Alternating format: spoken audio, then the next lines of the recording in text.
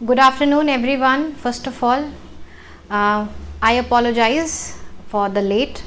There was some technical glitch जिसकी वजह से थोड़ा सा डिले हो गया सेशन, बट नो वरीज, है ना. हम सेशन को स्टार्ट करते हैं with good thoughts, good hopes and with the hope of learning new things. ठीक है, चलिए. तो आज का जो हमारा सेशन है वो आपका है बेस्ड ऑन कन्फ्यूजिंग वर्ड्स. ठीक है, बहुत सारे ऐसे वर्ड्स होते हैं जो हमें कंफ्यूज कर देते हैं, है ना. हमें लगता है कि हमने क्योंकि उनको कभी पढ़ा नहीं होता है तो या तो हमें लगता है कि वो गलत है, या तो फिर कभी कभी ऐसा होता है कि हम उन शब्दों को इग्नोर कर देते हैं उनकी मीनिंग बिना समझे हुए.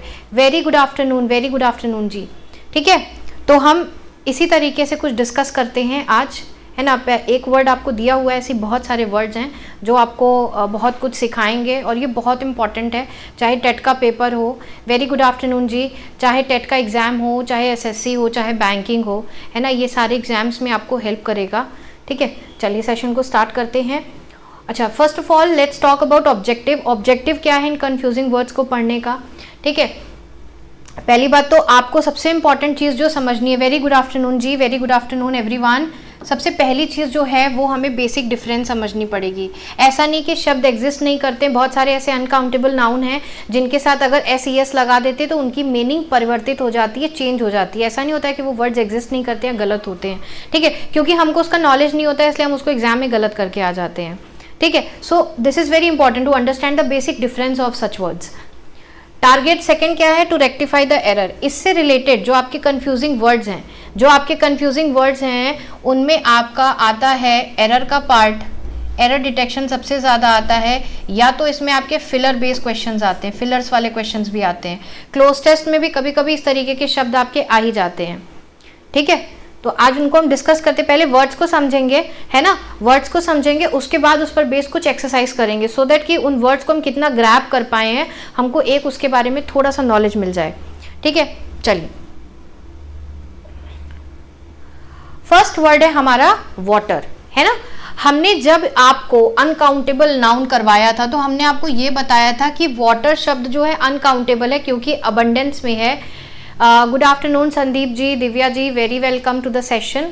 ठीक है, तो जब भी हम पानी की बात करते हैं तो पानी हमारा क्या है, पानी हमारा अनकाउंटेबल नाउन है ना. और अनकाउंटेबल नाउन की यदि हम बात करें तो वो अनकाउंटेबल नाउन हमारा जो होता है वो कभी भी प्लूरल नहीं होता है.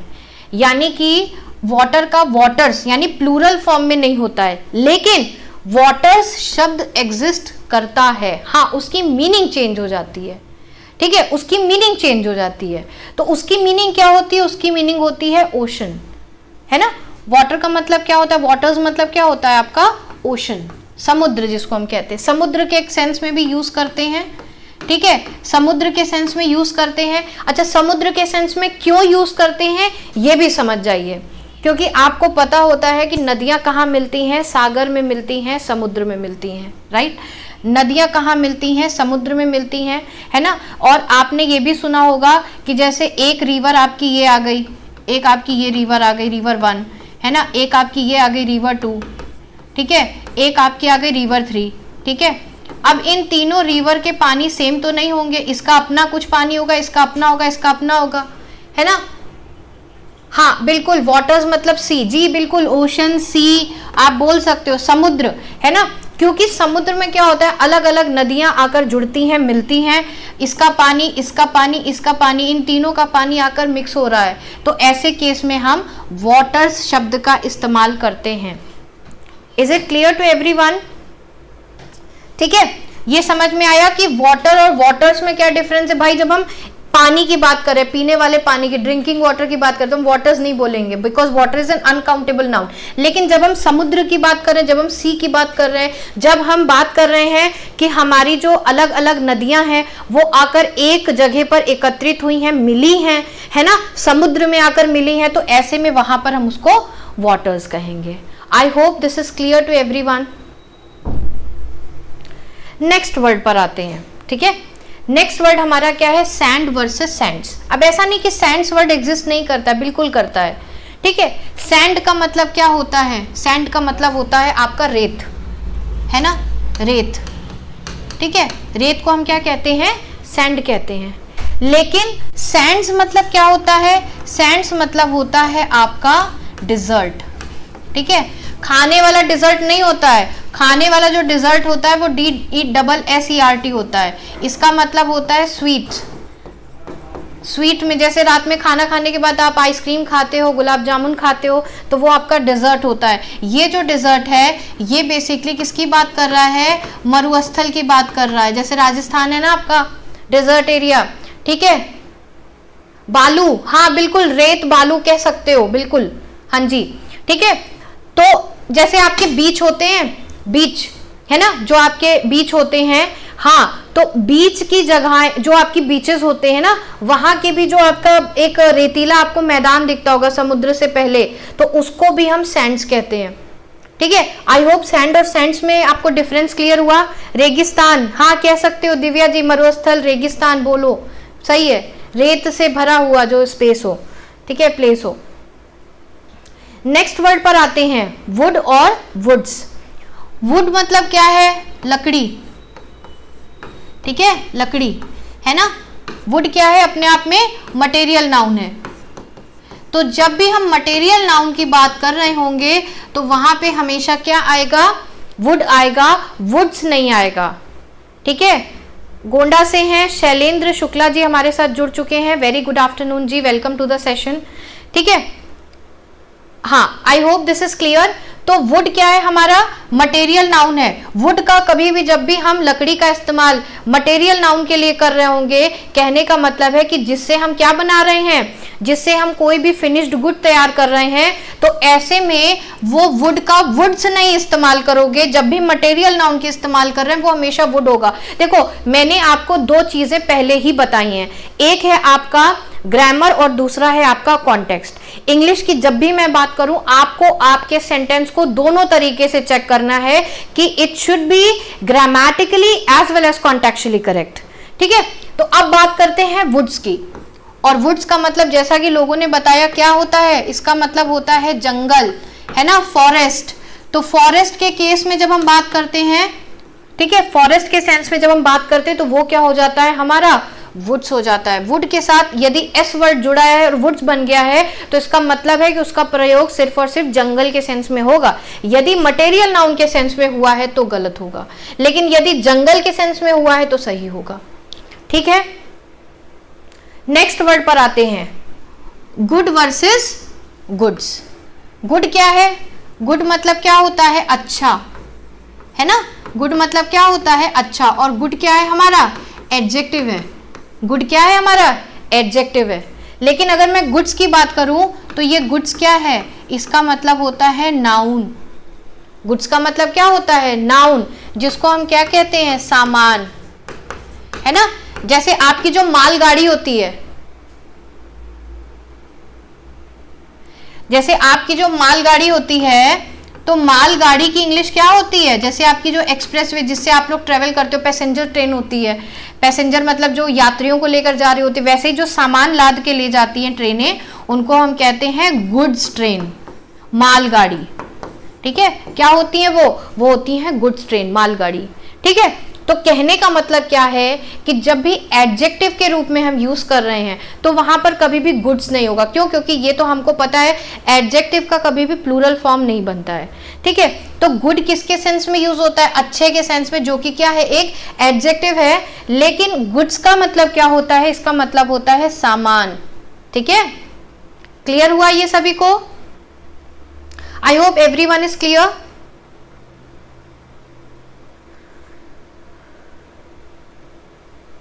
नेक्स्ट वर्ड पर आते हैं, ठीक है।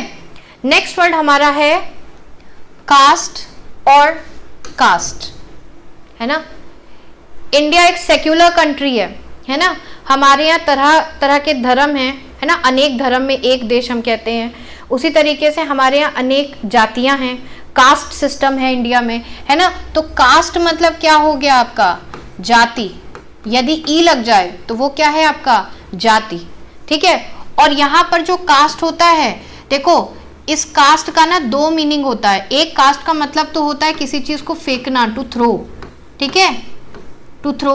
जैसे this boy is casting the ball, है ना। ये बॉल को क्या कर रहा है? कास्ट कर रहा है, फेंक रहा है, ठीक है। तो कास्ट का सेंस हम फेंकने के सेंस में भी यूज करते हैं और प्लस हम लॉन्च के सेंस में भी यूज करते हैं। जैसे आप लोग बोलते हो ना कि अरे इस मूवी में तो इस एक्टर को कास्ट किया गया है। कास्ट मतलब क्या किया गया, लॉन्च किया गया है, या उसको उस मूवी को एक्ट करने के लिए उसको वो मूवी दी गई है, ठीक है। तो वहां पर भी कास्ट का इस्तेमाल करते हैं। यहां पर कास्ट जो है वो एज अ वर्ब यूज हुआ है और यहां पर जो कास्ट है ये एज अ नाउन यूज हुआ है। I hope I am clear to everyone, ठीक है। अगले पे आते हैं, आयरन वर्सेस आयरन्स, ठीक है। अब ये आयरन क्या है, यहां पर क्या है, देखो अगर यहां पर हम बात करते हैं आयरन की, तो ये क्या है, आपका प्रेस है, इस्त्री है ना, जिससे हम क्या करते हैं, कपड़ों को आयन करते हैं, एक्चुअली में आयन करते हैं, आयरन नहीं आयन करते हैं, है ना। आयन जो है ये दो तरीके से यूज होता है। एक तो आपका ये जो प्रेस है, एक तो ये हो गया जिससे हम क्या करते हैं, कपड़ों को आयन करते हैं, है ना। और दूसरा जो हमारा तरीका है, दूसरा जो इसके लिए हम शब्द यूज करते हैं, ये एक तरीके का मेटल भी होता है। आयरन हमारा मेटल होता है। आई थिंक इसका केमिकल फॉर्मूला शायद Fe होता है, I am not sure but I think it's Fe, है ना। रस्टिंग ऑफ आयरन का जो केमिकल ये आपका जो फॉर्मूला होता है, जब हमने वो पढ़ा था तो Fe पढ़ा था मैं, मुझे 99% तो श्योर हूँ कि Fe है, 1% थोड़ा सा डाउट है ना। चलो आयरन्स की बात करते हैं। अब आयरन में अगर S जुड़ जाए तो ये क्या हो जाता है, ये आपकी क्या है, हथकड़ी। जो हथकड़ी होती है, हथकड़ी जो होती है आपके हैंडकफ जिसको हम बोलते हैं, या जिसको हम क्या बोलते हैं, हम बोलते हैं इनको फेटर्स, ठीक है। तो जो फेटर्स होते हैं ये भी आपके क्या होते हैं, हथकड़ी, है ना। तो आयंस इसका मतलब होता है। क्लियर? हाँ, मालगाड़ी होती है, बिल्कुल सही है, बिल्कुल ठीक है। चलिए अगले पर आते हैं, विंड वर्सेस, यहां पर देखिए विंड है ये, है ना। विंड का मतलब क्या है, हवा, ठीक है। विंड का मतलब क्या है, हवा। इसको हम पढ़ते हैं विंड, ठीक है। और यहां पर देखो ये वर्ड जो है एक्चुअली में इसको हम पढ़ते हैं वाइंड, ठीक है। इसको विंड नहीं पढ़ते। जब भी wind as a verb use हो रहा है, देखो एक विंड तो एज अ नाउन यूज हो रहा है, ये क्या है, हवा के लिए यूज हो रहा है, तो ये क्या है, ये नाउन है ना। लेकिन विंड का इस्तेमाल जब एज अ वर्ब हो रहा है तो वो विंड ना कह के क्या कहलाएगा, वो कहलाएगा वाइंड, है ना। और इसके साथ एक प्रीपोजिशन और जुड़ जाता है अप, तो मीनिंग क्या निकल जाता है, वाइंड अप। वर्ड क्या बन जाता है, वाइंड अप। वाइंड अप का मतलब होता है टू स्टॉप डूइंग समथिंग। किसी चीज को आप कर रहे हो और आपने उसको करना रोक दिया है, मतलब अब आप उस काम को कंटिन्यू नहीं कर रहे हो, टू स्टॉप डूइंग समथिंग, है ना। किसी काम को आप कर रहे थे और अब आप उस काम को नहीं कर रहे हो, you have stop doing the task. जैसे सपोज आप अपने काम को क्या करते हो, जो लोग ऑफिस जाते हैं 9 to 6, तो 6 जैसे ही बजता है, 6 साढ़े 6 बजता है, जब उनका काम उस दिन का उनको लगता है कि कंप्लीट हो गया है, कोई ऐसा काम नहीं है जिसका डेडलाइन हमको क्लोज करना है, तो दे वाइंड अप। वो क्या करते हैं, उस दिन के लिए अपने टास्क को क्या करते हैं, रोक देते हैं, फिर वो अगले दिन काम आकर करते हैं, ठीक है। तो ये क्या हो गया आपका, अच्छा ये क्या हो गया आपका, वाइंड अप हो गया, ठीक है। तो वाइंड अप का मतलब होता है to stop doing something, the task which you are performing, you have stop doing the task, है ना। तो that is your wind up. और विंड का मतलब क्या होता है आपका, हवा होता है। क्लियर? नेक्स्ट पर आते हैं, कॉपर और कॉपर, ठीक है। एक कॉपर तो आपका क्या है, मेटल है, मेटल्स के लिए यूज होता है, मेटल के लिए, मेटल्स नहीं मेटल के लिए, कॉपर तो एक ही मेटल है, ठीक है। तो यहां पर हम कह सकते हैं कि मेटल के लिए यूज होता है कॉपर, ठीक है। कॉपर के क्या बनते हैं, कॉइन्स बनते हैं, सिक्के बनते हैं, ये देखो मेटल के कॉइन्स, है ना। तो कॉपर के क्या बनते हैं, कॉपर क्या होता है, एक तो मेटल होता है, मटेरियल नाउन होता है ना, मटेरियल नाउन होता है, ठीक। और उसके क्या बनते हैं, सिक्के बनते हैं, ठीक है। तो यहां पर ये नाउन के सेंस में, दोनों ही सेंस में ये नाउन के लिए यूज हो रहा है, दोनों ही सेंस में ये नाउन के लिए यूज हो रहा है, ठीक है। और यहां पर देखो ये कॉपर, ये कौन भाई साहब है, सिंघम, सिंघम द ग्रेट, है ना, सिंगम है ना ये, yes ma'am, yes ma'am. Iron हथकड़ी, हाँ बिल्कुल, काम खत्म करना, वाइंड अप, दिव्या जी बिल्कुल सही है, ठीक है। तब यहाँ पे देखो, यहाँ वहां पर क्या था, कॉपर था। अच्छा, आप लोगों ने सुना होगा ना कॉप, कई बार आप लोगों ने पेपर में कॉप पढ़ा होगा, तो कॉप का मतलब क्या होता है, कॉप का मतलब होता है पुलिस, ठीक है। जो पुलिस ऑफिशियल्स होते हैं, पुलिस ऑफिशियल्स जो होते हैं उनको हम कॉप कहते हैं, या जो पुलिस ऑफिसर्स होते हैं उनको कॉपर भी कहा जाता है, ठीक है। They are known as copper also, ठीक है। तो हमें ये समझ में आया, दोनों ही नाउन है लेकिन दोनों का इस्तेमाल अलग अलग कॉन्टेक्स्ट में होता है, तो ये कंफ्यूजिंग वर्ड्स हैं। कई बार आपको स्पेलिंग सेम मिलेगी लेकिन मीनिंग अलग होगी, कई बार एस का डिफरेंस मिल सकता है, किसी में एस लगा है किसी में एस नहीं लगा है, कई बार आपको सेंटेंस क्या होते हैं, प्रोनाउंसिएशन सेम होता है लेकिन दोनों का क्या होता है, स्पेलिंग अलग होता है और मीनिंग अलग होता है। मतलब कई बार वर्ड्स हमारे होमोफोन्स होते हैं, ये सीमेंटिक एरर के अंदर आता है, कई बार वर्ड्स हमारे होमोफोन्स होते हैं, कई बार होमोनिम्स होते हैं, कई बार होमोग्राफ्स होते हैं, है ना। खैर आगे बढ़ते हैं। अब देखो, फोर्स वर्सेस फोर्सेस, है ना। तो फोर्स का मतलब क्या है, ताकत लगाना। फोर्स का मतलब क्या है, ताकत लगाना। फोर्स आपका नाउन भी होता है और आपका वर्ब भी होता है। फोर्स का मतलब क्या होता है, किसी को इंसिस्ट करना, टू इंसिस्ट। अगर हम फोर्स की बात करें तो यहां पर क्या होता है, टू इंसिस्ट, है ना, किसी को जबरदस्ती कोई काम करवाना, तो that is when you are forcing somebody to do something, है ना। तो वहां पर आप क्या करें, आप उसको फोर्स करें, जबरन कोई काम, उसको इंसिस्ट कर रहे हैं किसी चीज को करने के लिए, फोर्स कर रहे हैं। और एक नाउन का मतलब क्या होता है, फोर्स का मतलब क्या होता है, ताकत, है ना। With great force, with great force, है ना। He through the ball with great force, यानी ताकत लगाकर उसने बॉल को, पूरी ताकत, अपनी पूरी स्ट्रेंथ के साथ उसने बॉल को फेंका, है ना। तो यहाँ पर फोर्स हम नाउन और वर्ब दोनों के केस में यूज करते हैं। यहाँ पर जो वर्ड है फोर्सेस है, इसका मतलब क्या होता है आपका, ट्रूप्स, है ना। ट्रूप्स कह सकते हो, आर्मी कह सकते हो, है ना। जैसे आपने वर्ड सुना होगा, इंडियन के साथ फोर्सेस लगता है। जब भी हम इंडियन आर्मी की बात कर रहे होते हैं, डिफेंस की बात कर रहे होते हैं, तो वहां पर हम क्या बोलते हैं, हम बोलते हैं इंडियन फोर्सेस। हम यहाँ पर इंडियन फोर्सेस की बात करते हैं, है ना। तो फोर्सेस मतलब क्या हो गया, हमारे ट्रूप्स, हमारे जो सोल्जर्स हैं उनका जो एक ग्रुप होता है ना। नेक्स्ट वर्ड पर आ जाओ, एयर और एयर्स। अब एयर का मतलब क्या है, अगेन एयर का मतलब क्या है, हवा, है ना। एयर का मतलब क्या है, हवा, ठीक है। लेकिन अगर हम बात करें एयर्स, अगर इसमें एस जोड़ दें तो इस एयर का मतलब क्या होता है, इसका मतलब होता है टेंट्रम्स, यानी किसी प्रकार का नखरा, टेंट्रम्स, नखरे दिखाना। बच्चों की आदत होती है ना नखरे दिखाने की, है ना। बच्चे कई बार आपने देखा होगा, छोटे बच्चे होते हैं, उनको कोई चीज चाहिए तो मतलब चाहिए, जिद करने लगते हैं, टेंट्रम शो करते हैं, स्टबर्न नेचर के होते हैं, एरोगेंस शो करते हैं, तो वो क्या होता है, वो हमारा होता है एयर्स, ठीक। नेक्स्ट वर्ड पर आते हैं, विच इज योर डिफ्यूज। अब यहां पर देखो, डिफ्यूज वर्सेस डिफ्यूज। अब यहां पे देखो, स्पेलिंग का ही एरर है, स्पेलिंग का प्रोनाउंसिएशन सेम है, दोनों की मीनिंग अलग है और दोनों की क्या है, स्पेलिंग्स में परिवर्तन है। इसको थोड़ा सा देख लेते हैं।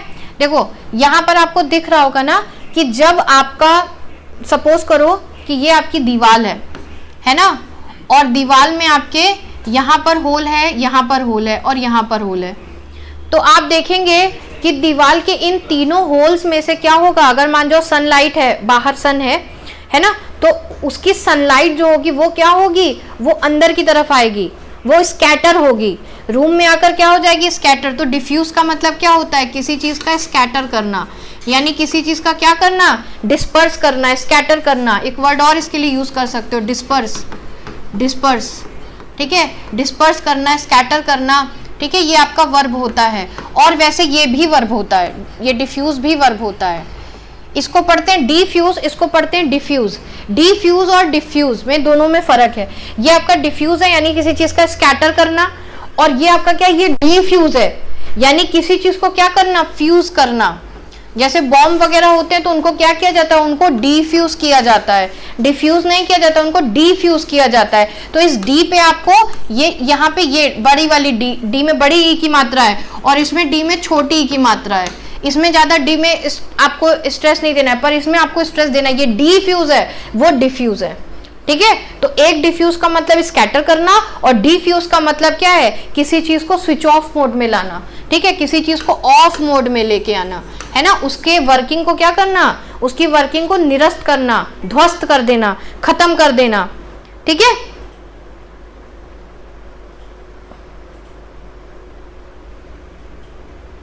चलिए नेक्स्ट वर्ड देखिए, अफेक्टेड और इफेक्टेड। कई बार आप लोगों ने सुना होगा कि इफेक्टेड वर्ड एग्जिस्ट नहीं करता है, पर नहीं, ऐसा नहीं है, इफेक्टेड वर्ड भी एग्जिस्ट करता है। पहले तो आप डिफरेंस समझ लो, इफेक्ट वर्सेस इफेक्ट का डिफरेंस समझ लो, उसके बाद हम आपको आगे दूसरी चीज बताएंगे इफेक्टेड वाली, ठीक है। इफेक्ट वर्सेस इफेक्ट समझ लो क्या होता है। इफेक्ट जो ए से स्टार्ट हो वो आपका क्या होता है, वर्ब होता है, और जो ई से स्टार्ट हो वो आपका क्या होता है, नाउन होता है। पहली बात, ठीक है, क्लियर हुआ। इसका मतलब होता है प्रभाव, प्रभाव डालना, किसी चीज पर प्रभाव डालना, है ना। ये हमें क्या बात करता है, ये एक्शन की बात करता है, और ये किसकी बात करता है, ये रिजल्ट की बात करता है।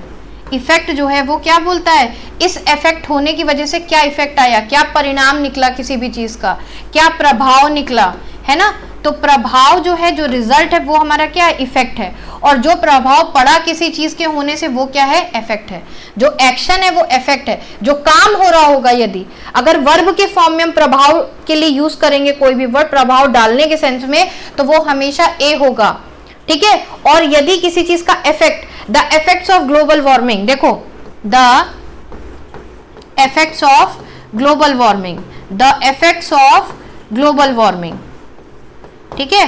तो हमने क्या बोला, ग्लोबल वार्मिंग के प्रभाव, तो इफेक्ट यहाँ पे क्या है, ये हमारा नाउन है, यहाँ पर ये जो इफेक्ट है ये नाउन है। और अगर हमको इसी को अफेक्टेड कैसे यूज करोगे, इसी सेंस में अगर यूज करना है हमको, तो हम कैसे यूज करेंगे, इसको थोड़ा सा समझ लेते हैं।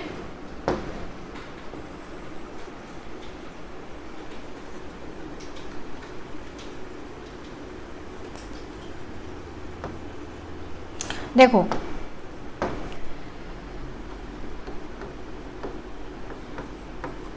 कोविड-19 आज ही के न्यूज में है, कुछ और उसके वेरिएंट्स आ गए हैं चाइना में। द कोविड-19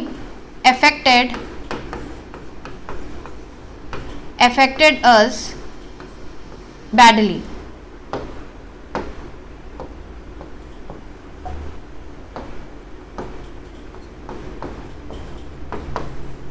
कोविड-19 ने हमको बहुत ही बुरे तरीके से क्या किया, प्रभावित किया, प्रभाव डाला, प्रभावित करना, है ना। तो यहाँ पर हमने वर्ब के सेंस में यूज किया है, और यहाँ पर हमने नाउन के सेंस में यूज किया है। तो आई होप कि इसका जो डिफरेंस है ये क्लियर हो गया होगा आप लोगों को। पहले तो मुझे इफेक्ट वाला बता दो, इफेक्ट और इफेक्ट वाला डिफरेंस क्लियर हुआ कि नहीं हुआ, पहले वो वाला बता दो, वो क्लियर हुआ कि नहीं हुआ, वो क्लियर हुआ कि नहीं हुआ, कमेंट्स।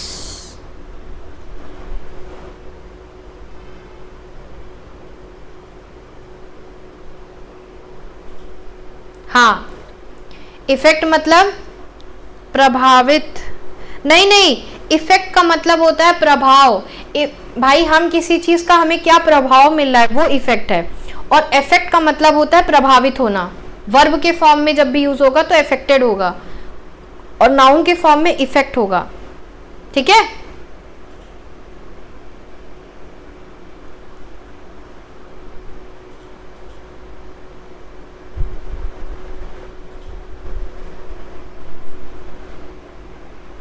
क्लियर हुआ ये। चलिए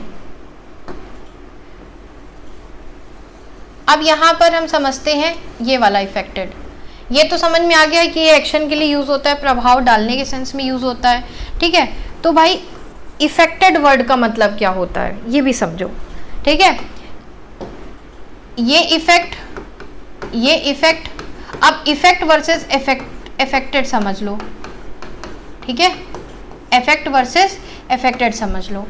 ये आपका नाउन है ना, जिसका मतलब क्या होता है परिणाम, किसी चीज का परिणाम कह सकते हो, प्रभाव कह सकते हो, है ना, किसी चीज का क्या प्रभाव रहा, तो वो आपका इफेक्ट हो गया। इफेक्टेड का मतलब होता है to cause something to happen, to cause something to happen, किसी चीज को होने देना, ठीक है, किसी चीज को होने देना। To produce something, to produce something, किसी चीज को बनाना, है ना, टू प्रोड्यूस समथिंग, या किसी चीज को होने देना, इनकर करने देना, टेक प्लेस करने देना। When something takes place, when something to cause something to happen, है ना, कोई चीज जब आपकी हो रही है तो ऐसे केस में हम इफेक्टेड वर्ड का यूज करते हैं, ठीक है। हाँ, इसको हम ना अभी क्वेश्चंस करेंगे, डोंट वरी। अभी पहले मैं आपको ये वर्ड्स करा दूं। आज का आपका कंफ्यूजिंग वर्ड का पार्ट 1 है, तो ये कंफ्यूजिंग वर्ड का पार्ट 1 करो, फिर उससे रिलेटेड क्वेश्चन करो, फिर हम पार्ट 2 पर आएंगे, क्योंकि कंफ्यूजिंग वर्ड सिर्फ आपके 10-20 नहीं है, बहुत सारे कंफ्यूजिंग वर्ड्स हैं और हमें वो सारे कंफ्यूजिंग वर्ड करना है, क्योंकि एग्जाम का जो लेवल है वो आपका क्या हो गया है, अब टफ हो गया है ना, तो हमको उस लेवल को मेंटेन करके चलना है, ठीक है। चलिए आगे आते हैं। एफ्लुएंट वर्सेस इफ्लुएंट, है ना, एफ्लुएंट वर्सेस इफ्लुएंट। एफ्लुएंट क्या है? एफ्लुएंट का मतलब होता है आपका वेल्दी, है ना, वेल्दी, वेल्दी कह लो, या आपके जो रिच पीपल होते हैं, रिच पीपल, है ना, रिच पर्सन के लिए हम यूज करते हैं एफ्लुएंट शब्द का इस्तेमाल करते हैं, ठीक है, कि कोई इंसान है वो बहुत ही ज़्यादा वेल्दी है, बहुत ही ज़्यादा रिच है, तो वो क्या होते हैं, वो एफ्लुएंट होते हैं, ठीक है।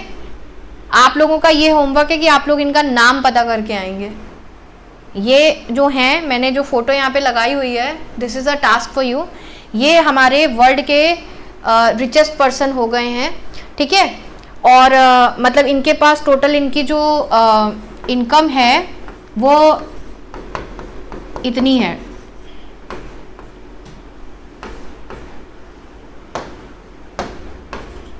$202 बिलियन, 202 बिलियन डॉलर है इनके पास, और ये एक आपके लग्जरी कलेक्शंस के ये ओनर हैं, ठीक है। हाँ, तो इनका आपको होमवर्क यही है कि आप लोग इनका नाम पता करके आएंगे। I know but I will not tell you right now. आपका होमवर्क है कि आप पता करके आएंगे। ये वर्ल्ड के रिचेस्ट पर्सन नंबर 1 पे आएंगे इस टाइम पे। जेफ बेजोस को भी इन्होंने पीछे कर दिया, ठीक है। चलिए खैर, तो हम ये समझ रहे थे कि एफ्लुएंट का मतलब क्या होता है, जो सबसे अमीर लोग होते हैं उनको कहते हैं, और इफ्लुएंट का मतलब क्या होता है, इफ्लुएंट का मतलब होता है जो आपका गंदगी होती है ना, सीवेज, ठीक है, सीवेज की अगर हम बात करें, हम डर्ट की बात करें, है ना, जो आपकी फैक्ट्रीज वगैरह से जो डिस्चार्ज निकलता है, जो गंदा पानी होता है या जो गंदगी निकलती है, तो गंदगी के सेंस में हम यूज करते हैं किसका, इफ्लुएंट का, ठीक है। तो ई जब भी यूज हो तो वो गंदगी के सेंस में यूज होगा, और ए जब भी यूज हो तो वो हमेशा अमीर व्यक्ति के सेंस में यूज होगा, ठीक है। अगले वर्ड पर आते हैं, कैनन वर्सेस कैनन। ये कैमरे वाला कैनन नहीं है, this is not your camera वाला कैनन, ठीक है। चलिए, अब यहां पे आप देख रहे होंगे जो आपकी तोप होती हैं, तोप जिनको हम बिग गन्स भी बोलते हैं, जायंट गन्स, है ना, तो जो आपकी बिग गन्स होती हैं, तोप होती हैं, कभी आप कैंटोनमेंट एरिया में गए होंगे तो वहां पर आपने देखा होगा इनके शोकेस लगे होते हैं, है ना। तो कैनन डबल एन जब आ जाए तो समझ लो ये किसकी बात कर रहा है, ये तोप की बात कर रहा है ना। और जब सिंगल एन आ जाए, सिंगल एन आ जाए तो ये किसकी बात कर रहा है, ये बात करता है रूल की, किसी तरीके के प्रोटोकॉल की, ठीक है, किसी तरीके के प्रोटोकॉल की बात करता है, कोई रूल की बात करता है, तो वहां पर हमारा सिंगल एन आता है, ठीक है। तो कैनन और कैनन इन दोनों में क्या है डिफरेंस है, देखो प्रोनाउंसिएशन सेम है बट स्पेलिंग में थोड़ा चेंज है, एक एन का चेंज है और मीनिंग भी दोनों की चेंज है, ठीक है। नेक्स्ट वर्ड पर आते हैं, फॉल वर्सेस फाउल, ठीक है। अब फॉल और फाउल में क्या डिफरेंस है ये भी समझ लीजिए। ये आपका क्या है, ये आपका जो आपकी डोमेस्टिक हैन होती है ना, डोमेस्टिक हैन, मुर्गे, डोमेस्टिक हैन के केस में FOWL का इस्तेमाल होता है, ठीक है। और फाउल है ना, फाउल का मतलब क्या होता है, रॉन्ग प्रैक्टिस, रॉन्ग प्रैक्टिस, किसी चीज को गलत तरीके से करना, चीटिंग करना, है ना।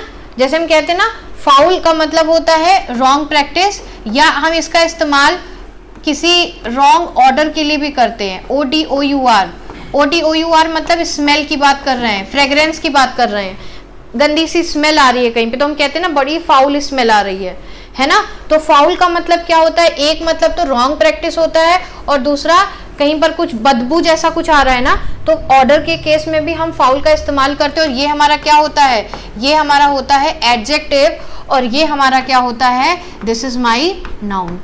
Is it clear to everyone? Is this point clear?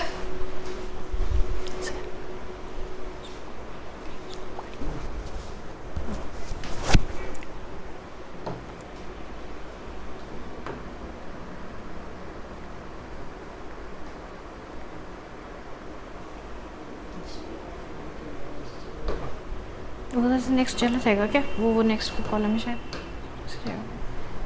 Dot से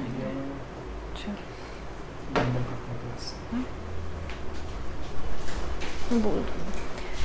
I am really sorry for today, कुछ टेक्निकल ग्लिच आ गया है जिसकी वजह से हम आगे की चीज़ें नहीं कर पा रहे हैं, so that we are going to do it tomorrow. I am so sorry everyone.